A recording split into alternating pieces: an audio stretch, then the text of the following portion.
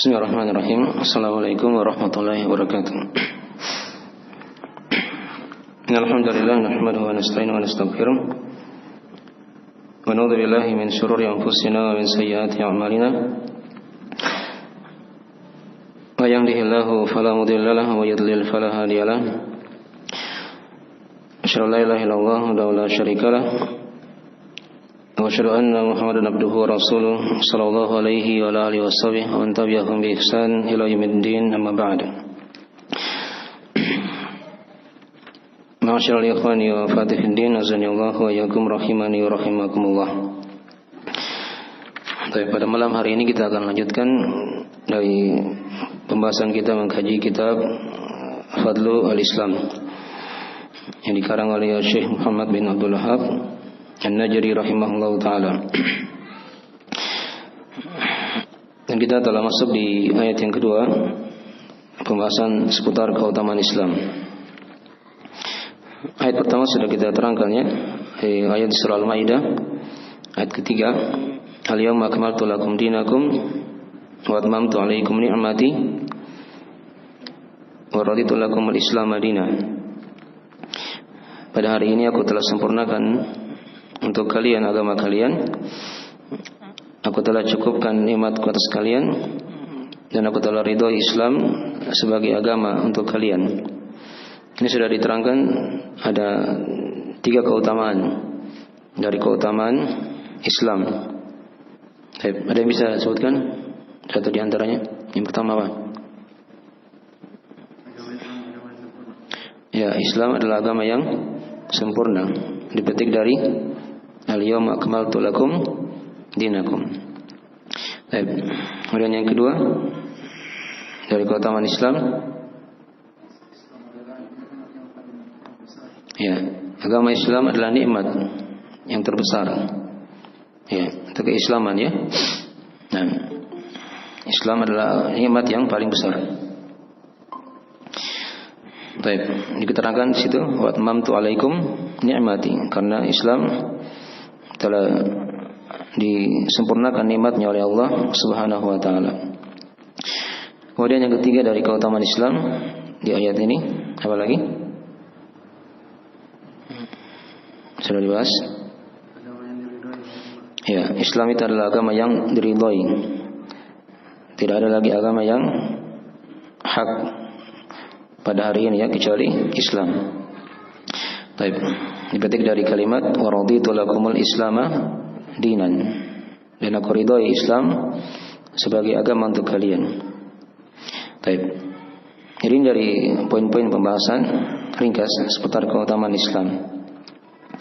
Dan sebagian ulama ada yang menambahkan keutamaan yang keempat dari ayat ini juga. Jadi kalau dia adalah agama yang sempurna, yang telah dicukupkan nikmatnya, dan dia merupakan agama yang diridhoi, itu ada keharusan dari perkara itu.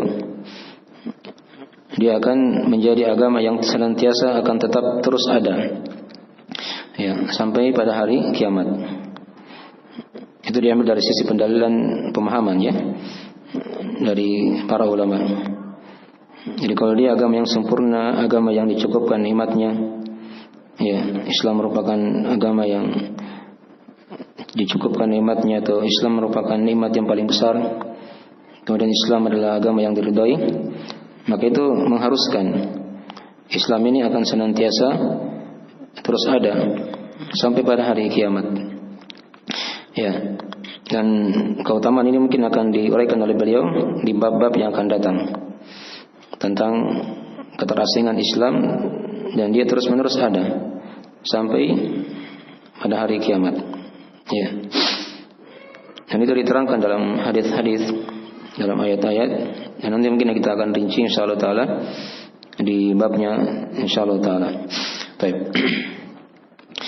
Baik, ayat yang sudah kita baca ini diterangkan ya, dia turun di mana? Ada yang tahu? Al-yawma akmaltu lakum dinakum sampai akhir tadi. Turun di mana? Hah? Ada yang 2 pendapat ini. Ada yang bilang di Mekah, ada yang bilang di Madinah. Mana yang betul? Hah?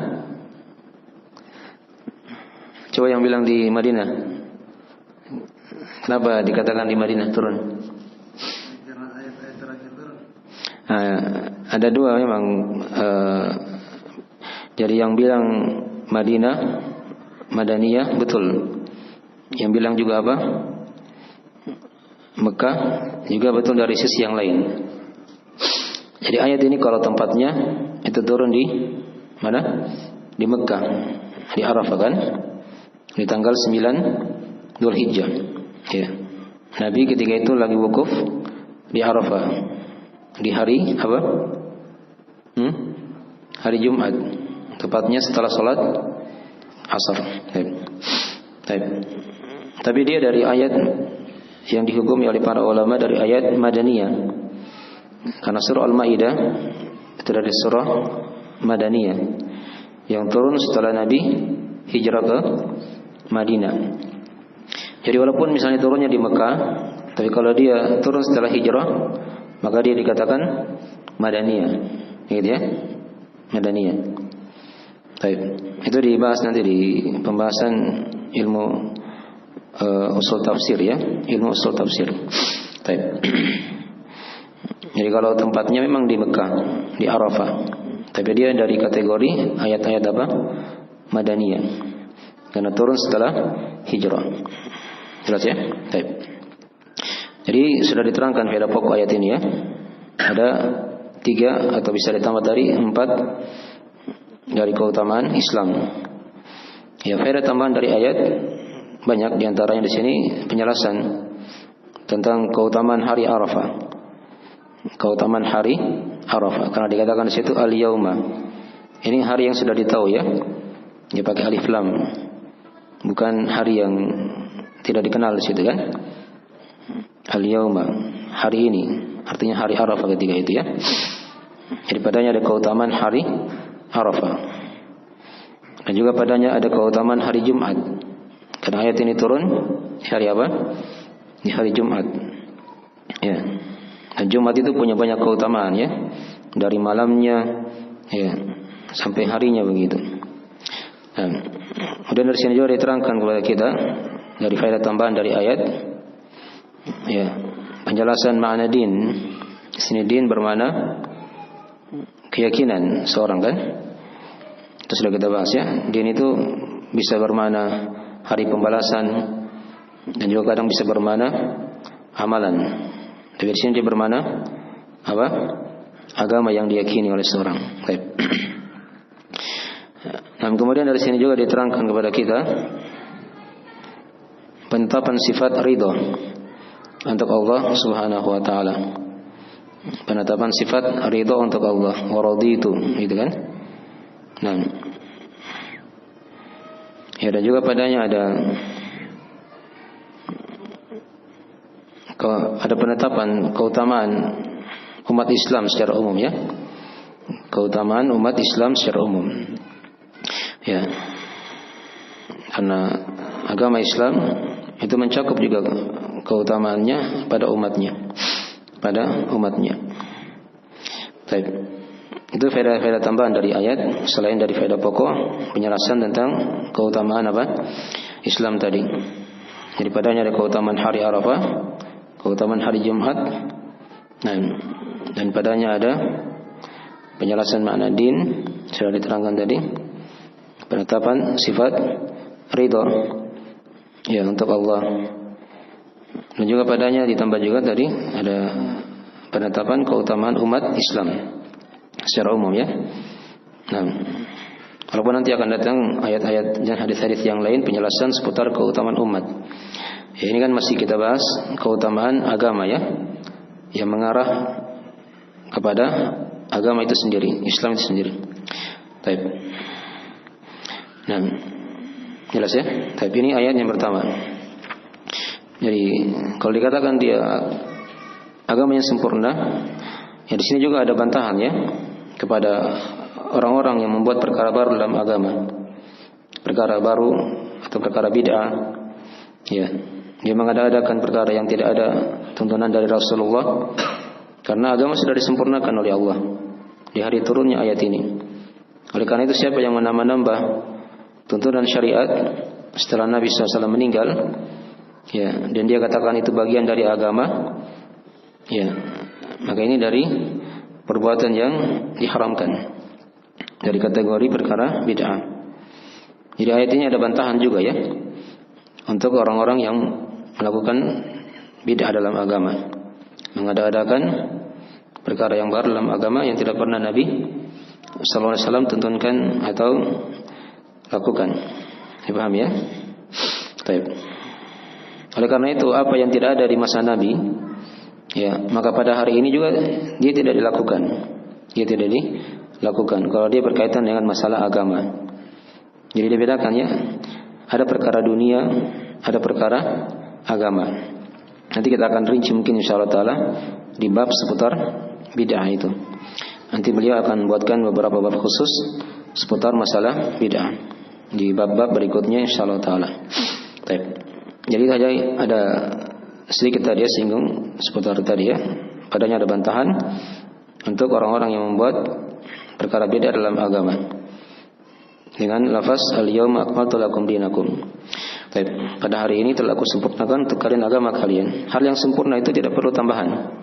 Tidak perlu lagi apa? Pengurangan. Sudah lengkap. Sudah lengkap.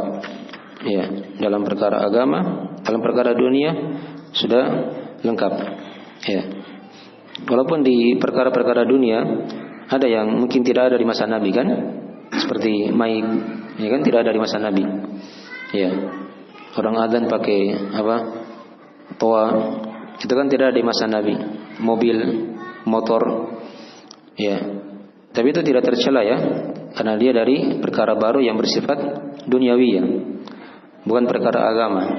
Bukan perkara agama. Jadi dibedakan nanti ya. Ada hal yang dia atas nama agama ya, dari hal yang dikatakan ada pahala dan seterusnya begitu ya. Kalau dilanggar berdosa. Ada perkara-perkara dunia yang tidak berkaitan dengan agama tadi itu. Dan Nabi telah terangkan dalam hadisnya, antum a'lamu bi umuri dunyakum. Kalian lebih paham akan perkara dunia kalian. Ya, jadi Nabi tidak urusi perkembangan dalam perkara dunia, hal yang baru. Ya. Sepanjang dia tidak menyelisih syariat dari hal yang dibolehkan. Dipaham ya? Jadi yang dibahas hari itu bantahan untuk orang-orang yang mengada-adakan perkara baru dalam agama. Ya, dalam agama ya, bukan dalam perkara dunia. Baik. Jadi dari sekilas tentang apa faedah ayat ya, kelengkapan dari pembahasan yang sudah kita bahas. Baik, sekarang kita masuk di ayat yang kedua. Masih di halaman 5 di PDF. Baik, kata beliau rahimahullahu taala, ini surah Yunus ya, ayat 104. Kata beliau rahimahullahu taala, wa qawluhu ta'ala, qul ya ayyuhan nasu in kuntum fi syakkin min dini fala a'budu alladhina ta'buduna min dunillahi walakin a'budu allaha alladhi yatawaffakum. Ya, ini ayat yang kedua seputar keutamaan Islam. Dan firman-Nya Allah taala, qul ya ayyuhan nas, katakanlah wahai manusia, in kuntum fi syakkin min dini, jika kalian ragu ya pada agamaku. Nah, fala a'budu alladzina ta'buduna min dunillah, maka aku tidak akan menyembah apa yang kalian ibadahi, yang kalian sembah selain Allah. Walakin a'budu allaha alladzi yatawaffakum, akan tapi aku hanya menyembah Allah, beribadah kepada Allah yang akan mewafatkan kalian, yang akan mewafatkan kalian. Baik. Ini ayat yang kedua dari keutamaan Islam. Pendapat padanya sisi yang lain dari keutamaan Islam ini. Ya, kita bahas dulu sedikit dari ayat ini ya secara global. Dikatakan tadi qul ya ayyuhan nas, katakanlah wahai manusia. Ini ayat di surah Yunus ya, di surah Yunus. Dan surah Yunus itu sebagian Makkiyah, sebagian apa? Madaniyah. Ayat. Dan ini ayat di akhir-akhir surah Yunus. Di akhir-akhir surah Yunus. Ada selang pendapat ulama ya, apakah dia dari bagian ayat Makkiyah atau Madaniyah. Tapi di sini zahir ayat itu diajak bicara di sini kepada penduduk Mekah. Penduduk apa? Mekah. Qul ya ayuhan nas, katakanlah wahai manusia. Ya, ini khitab kepada penduduk Mekah ketika itu. Nah, ya, jadi kalau dia khitabnya kepada penduduk Mekah, maka itu lebih menguatkan bahwasanya dia ini dari ayat Makkiyah. Dari ayat Makkiyah yang turun sebelum hijrah. Ya. Qul ya ayuhan nas, katakanlah wahai manusia. In kuntum fi syakkin min dini, jika kalian ragu pada agamaku. Ya. Jika kalian ragu pada agamaku. Ini penjelasan bahwasanya di antara orang-orang musyrik Mekah ketika itu mereka itu ada perselisihan yang sangat banyak ya terhadap agama Nabi sallallahu alaihi wasallam. Yang globalnya terbagi dua. Ya, kata para ulama. Ada yang menolak, ada yang masih apa? Ragu-ragu. Ya. Agama Nabi ini betul tidak? Gitu kan? Tapi ada yang memang dia terang-terangan dia tolak. Ya, ketika itu. Ya. Itu dari orang yang kafir ketika itu ya. Ada dua macam seperti itu. Maka di sini khitabnya kepada orang yang ragu tadi pada agama Nabi sallallahu alaihi wasallam. Ya. Itu kalau dibaca di surah-surah yang lain pembahasan seputar ayat-ayat Makkiyah juga tentang hari kiamat. Itu mereka ada yang terang-terangan menolak hari kiamat, mengingkarinya. Tapi di antara mereka ada yang ragu akan terjadinya hari kiamat. Ya, dia tidak yakin. Itu lain ya. Walaupun semuanya hukumnya apa? Kafir. Karena di antara kekafiran ada yang bentuknya karena dia tolak agama dan ada yang bentuknya dia ragu akan agama Allah Subhanahu wa taala. Seluruhnya dihukumi sebagai orang yang kafir. Hanya dari sebab kekafiran yang berbeda. Ada karena ini, ada karena itu. Gitu ya. Jadi di sini khitabnya itu diajak bicara kepada orang yang ragu. In kuntum fi syakkin min dini. Ya. Jadi di sini Nabi diperintah oleh Allah, katakan wahai Muhammad kepada manusia ketika itu ya, kafir Mekah. Jika kalian ragu pada agamaku, maksudnya pada Islam ya, yang beliau bawa ketika itu, maka fala a'budul ladzina ta'buduna min dunillah. Maka aku tidak akan menyembah. Di sini ibadah di bermakna tauhid. Bermakna tauhid ini sudah kita bahas juga ya di al-usul tsalatsa. Ini juga sudah kita bahas juga di talqin. Lewat kata ibadah dalam Al-Qur'an, maka itu bermakna at-tauhid. Ya. Dari pendapat Ibn Abbas dan selainnya ya. Baik. Maka aku tidak akan menyembah, tidak mentauhidkan apa yang kalian sembah selain Allah. Ya. Orang-orang Mekah ketika itu mereka menyembah berhala. Itu yang tampak kan pada peribadahan mereka pada selain Allah. Bahkan di Ka'bah itu kan ada ratusan berhala ketika itu. Ya, ada ratusan berhala. Nah, jadi mereka tawaf, mereka juga ya menyentuh berhala-berhala tersebut, memohon berkah. Nah, kepada berhala-berhalanya. Itu bentuk peribadahan mereka kepada selain Allah yang paling tampak ketika itu. Kalaupun di antara mereka juga ada yang menyembah jin-jin, ada yang menyembah malaikat, menyembah orang-orang soleh. Ya. Paham ya? Tapi di sini ayatnya itu untuk yang kalian sembah selain Allah. Itu sebagian ulama yang menafsirkan yaitu patung-patung dan berhala-berhala. Ya, walaupun ayatnya bisa bermakna umum juga ya. Karena mereka juga punya sembahan-sembahan yang lain selain patung dan berhala itu. Dan walakin a'budullaha alladzi fala a'budu alladzina ta'buduna min dunillah walakin a'budullaha alladzi yatawaffakum. Ya, akan tapi aku hanya mentauhidkan Allah, ya, beribadah kepada Allah semata yang akan mewafatkan kalian. Ya, sekira jelas mana ayatnya. Baik. Itu mana ringkas dari ayat. Di sini kata para ulama ada beberapa sisi keutamaan Islam.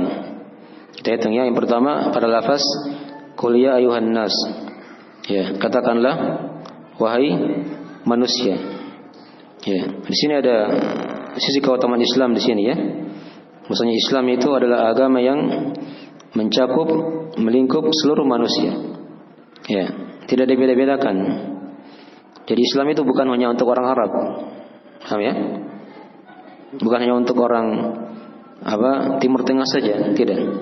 Tapi dia mencakup seluruh manusia. Ini kan lafaznya, qul ya ayyuhan nas.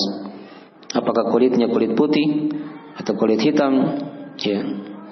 Apakah dia Arab atau selain Arab, laki-laki atau perempuan? Nah, semuanya terlingkup dari panggilan Islam. Ya. Qul ya ayyuhan nas. Katakanlah wahai manusia. Ya, karena itu kalau kita lihat dari para sahabat, ya di antara mereka itu kan tidak semua dari Arab ya. Ada sahabat dari luar negeri.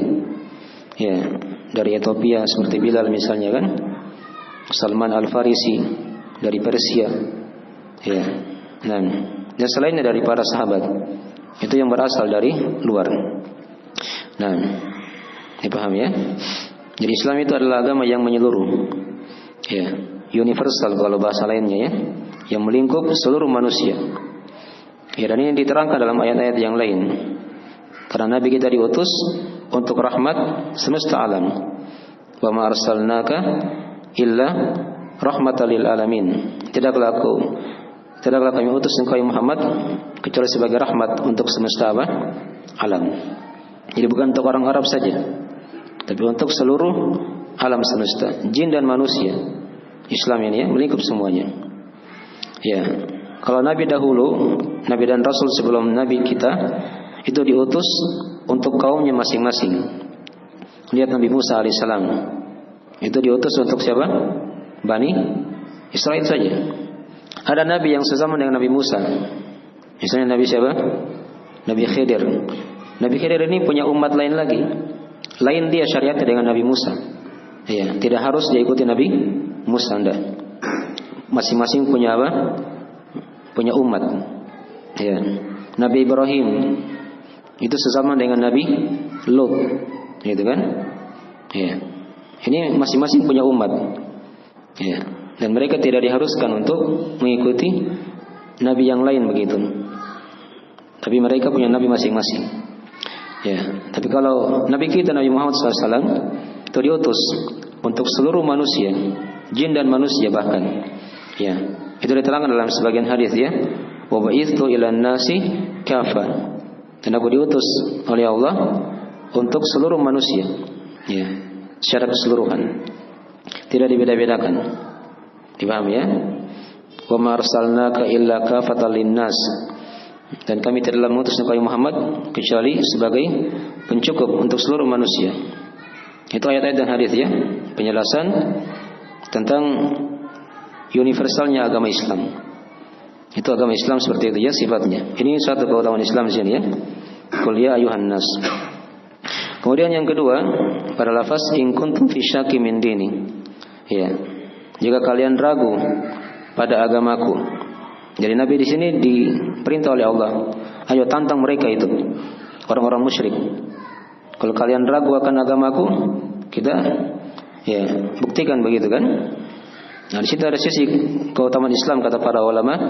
Dari sisi yang kedua, ya Islam itu adalah agama yang meyakinkan, agama yang meyakinkan, tidak ada keraguan padanya. Ya, agama yang penuh dengan keyakinan, tidak ada keraguan padanya. Ya. Kitab Al-Quran itu kan jelas diterangkan kan di surah Al-Baqarah. Dzalikal kitabu apa? La raiba fihi. Itulah Al-Kitab, itu Al-Quran. Tidak ada keraguan padanya. Ya, tidak ada keraguan padanya. Itu sifat agama Islam. Ya. Jadi kalau dia masuk Islam sekarang dan dia masih ragu-ragu, itu dia butuh belajar ya Islam dengan baik. Ya, supaya dia tidak goyang. Mungkin datang fitnah dari agama lain, ya. Kadang dia condong ke situ. Agama Nasrani mungkin betul, mungkin benar. Nah itu kadang karena dia tidak kuat. Datang fitnah dari sisi yang lain lagi, agama Yahudi dan seterusnya. Ya, itu diperhatikan ya. Islam itu adalah agama yang penuh dengan keyakinan, tidak ada keraguan padanya. Ya. Qul ya ayuhan nas in kuntum fi syakkin min dini. Nah, itu dari faedah yang kedua ya. Dari keutamaan Islam di situ. Nah, Islam itu adalah agama yang penuh dengan keyakinan, tidak ada keraguan padanya. Baik. Kemudian yang ketiga dari ciri agama Islam atau keutamaan Islam di sini pada lafaz setelahnya, fala a'budul ladzina ta'buduna min dunillah walakin a'budullaha alladzi yatawaffakum. Ini ciri dari Islam di sini juga. Dari agama Islam, dia merupakan agama tauhid. Adalah agama apa? Tauhid. Ya. Di sini perhatikan ya. Di sini ada makna la ilaha illallah ini. Fala a'budul ladzina ta'buduna min dunillah. Itu kan mana apa? Mirip dengan mana la ilaha. Tidak ada yang disembah dengan hak kecuali Allah. Ya. Walakin a'budullaha alladzi yatawaffakum. Akan tapi aku hanya menyembah Allah yang akan mewafatkan kalian. Itu ada makna illallah di situ. Ada makna apa? Illallah. Jelas ya? Baik. Jadi Islam itu adalah agama tauhid. Adalah agama tauhid. Baik. Itu sisi yang ketiga ya dari keutamaan Islam. Kemudian yang keempat, sebagian ulama ada yang menambah lagi dari keutamaan Islam di sini, agama Islam itu dia merupakan agama yang ya dikuatkan oleh Allah Subhanahu wa taala. Ya, agama yang dikuatkan. Nah, jadi kalau dia merupakan agama yang universal, kemudian tidak ada keraguan padanya, dia merupakan agama tauhid, itu keharusannya dia merupakan agama yang kuat. Ya, agama yang kuat sampai akhir zaman. Ya, walaupun orang-orang kafir itu berusaha untuk melenyapkan dari cahayanya. Ya, tapi agama Allah senantiasa akan apa? Akan tampak di setiap masa. Di setiap masa. Baik. Dan itu kalau kita bahas ini luas ya, dari sebab-sebab kekuatan dalam agama itu. Karena syaitan itu kan menggoda manusia dari dua sisi tadi. Dari sisi syahwat dan dari sisi apa? Syubhat. Jadi kalau dia punya keyakinan dalam agama, itu bisa menangkis dari syubhat-syubhat apa? Syaitan. Ya, dari syubhat-syubhat syaitan. Ada kerancuan dalam sisi pemikiran. Ya, kalau dia punya ilmu, dia punya keyakinan, maka dia akan bisa menangkis dari syubhat syaitan tersebut. Ya. Dari sisi syahwat, ya, kalau dia tidak punya kekuatan, dia akan condong kepada apa? Syahwat. Itu punya, maka di situ ada dibutuhkan kekuatan kesabaran dalam menghadapi apa? Syaitan dari sisi syahwat itu. Nah, inilah dua kekuatan dalam agama kita. Ada kekuatan ilmu, ada kekuatan apa? Kesabaran. Ilmu itu untuk melawan syaitan dari arah syubhat. Adapun kesabaran melawan syaitan dari arah apa? Syahwat. Ini diterangkan di surah As-Sajdah yang sering dibaca di subuh hari Jumat ya. Waja'alna minhum a'immatan yahduna bi amrina lamma sabaru wa kanu bi ayatina yuqinun. Ya. Nanti lihat situ ya, saya ingat ayat keberapa? Jelas di ayat-ayat terakhir.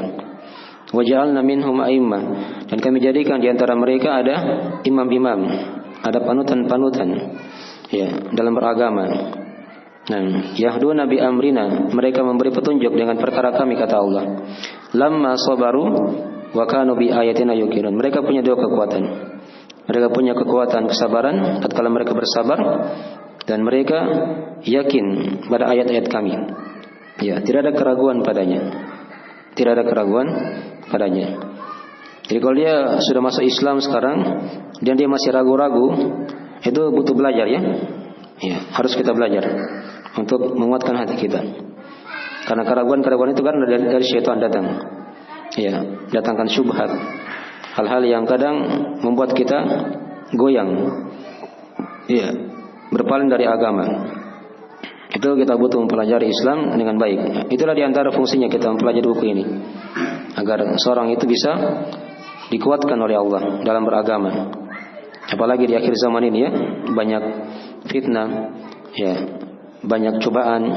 Nah, yang kalau kita tidak punya agama, sudah kita akan dimakan oleh fitnah-fitnah itu. Ya, dari fitnah syubhat atau fitnah apa? Syahwat. Itu aja dua syaitan senjatanya. Ya, hanya ini luas ya, di bawah situ luas, banyak cabang-cabangnya dalam perkara itu. Baik.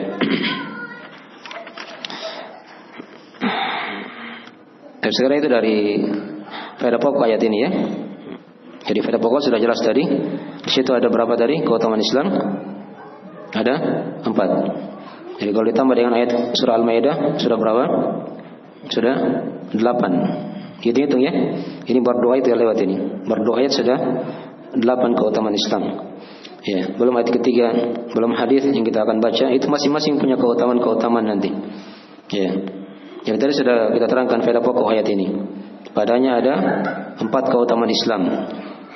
Islam adalah agama yang universal. Yang kedua, Islam adalah agama yang apa tadi? Penuh dengan keyakinan, tidak ada keraguan padanya. Yang ketiga, Islam adalah agama tauhid. Adalah agama apa? Tauhid.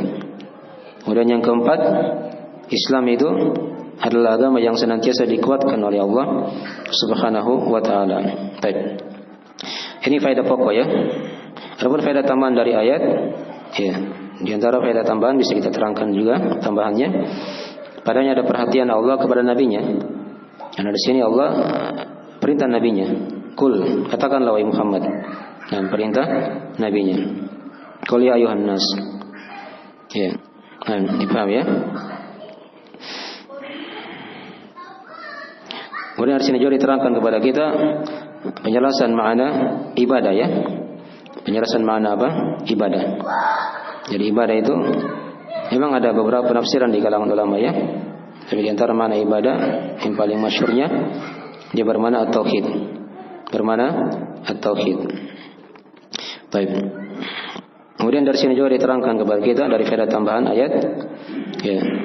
Penjelasan dari bentuk akidah kaum musyrikin ketika itu. Ya, bentuk akidah kaum musyrikin di Mekah ya. Tadi sudah diterangkan ya. Di antara mereka itu ada yang menolak langsung, ada yang masih apa? Ragu-ragu. Ya. Jadi padanya ada penjelasan bentuk akidah dari kaum musyrikin. Dipahami ya? Baik. Dan juga padanya dari ayat ini juga diterangkan kepada kita ya, penetapan nama Allah dan sekaligus sifat Allah yang mewafatkan ya, yang mematikan dari hamba-hambanya ya. Jadi Allah yang menghidupkan dan mematikan ya, penetapan sifat Allah yang maha menghidupkan dan sekaligus yang apa? Yang mematikan ya. Walakin a'budallaha alladzi yatawaffakum. Baik. Itu di antara faedah-faedah tambahan dari ayat di surah Yunus ini ya. Baik. Sekira itu dulu dari akhir majelis kita insyaallah taala. Ada yang kurang dipahami dari ayat, dari pelajaran? Silakan. Masih ada waktu sedikit kita tanya jawab.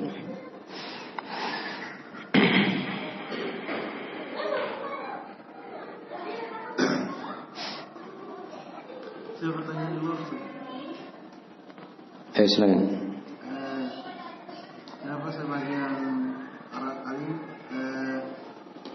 menggunakan dalil, memakai dalil dengan ucapan-ucapan para penyair?